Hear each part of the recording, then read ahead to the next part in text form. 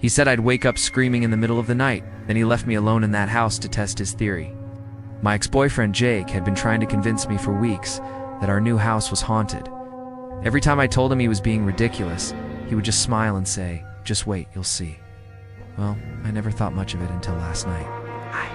I was awoken in the middle of the night by the most blood-curdling scream I have ever heard.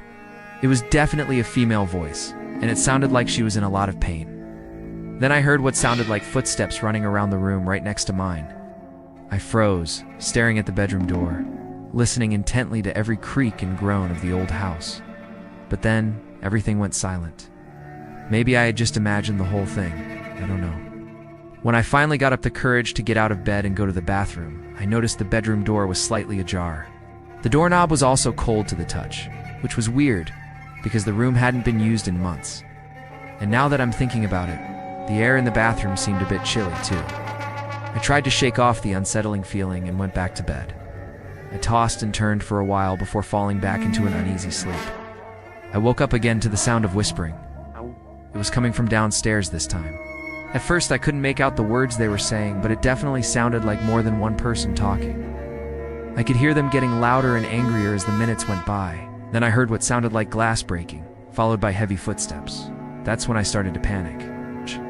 As the commotion downstairs continued, I couldn't help but think back to the story Jake had told me about the house before we moved in.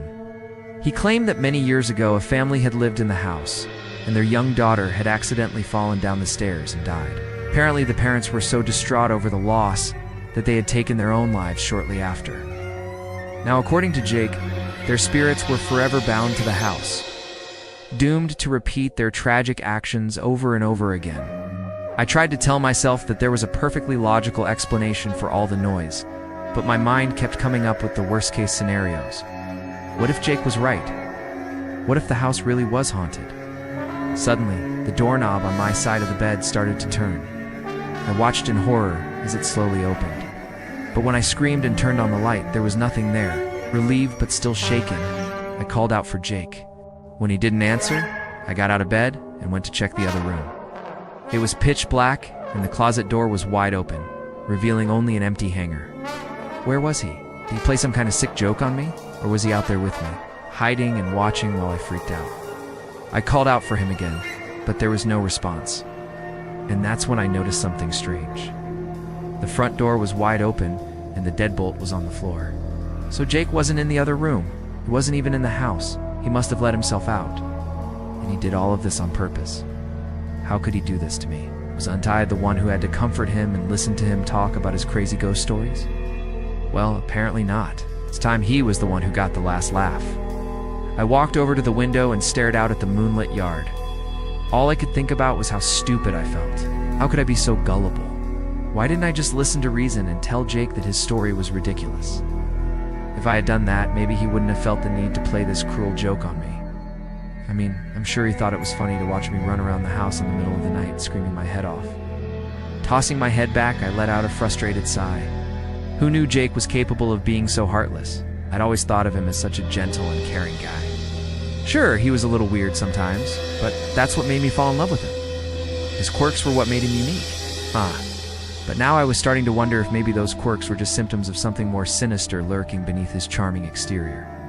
I can't believe I didn't pick up on the signs. I should have known something was wrong when he practically begged me to move in with him after we'd only been dating for a few months. At the time, I thought it was because he loved me and wanted to spend as much time with me as possible. But now, it seems obvious that he was just trying to isolate me and get me all to himself. I should have been suspicious when he told me the house had a history of paranormal activity. But instead, I listened to him week after week, as he regaled me with tales of ghostly apparitions and disembodied voices. I should have seen the red flags, but I was too blinded by love to notice. I was so naive. I actually believed him when he told me the house had been the site of multiple deaths. He told me the previous owner had committed suicide in the very bedroom we were sleeping in. I could still remember how excited I had been when we first toured the house. "Isn't it beautiful?" the realtor had asked us. "It's got so much character," Jake had replied. But behind his forced enthusiasm, I could sense his darker thoughts. We moved in a week later, and I soon realized that Jake had been hiding something from me. He was secretive and distant, He didn't want me to explore the house on my own or ask too many questions. Whenever I found something strange, like the old diary hidden in the attic, he would snatch it away from me and tell me it was none of my business. He said he didn't want me reading things that didn't belong to me. But what was he hiding? Why was he so desperate to keep me in the dark?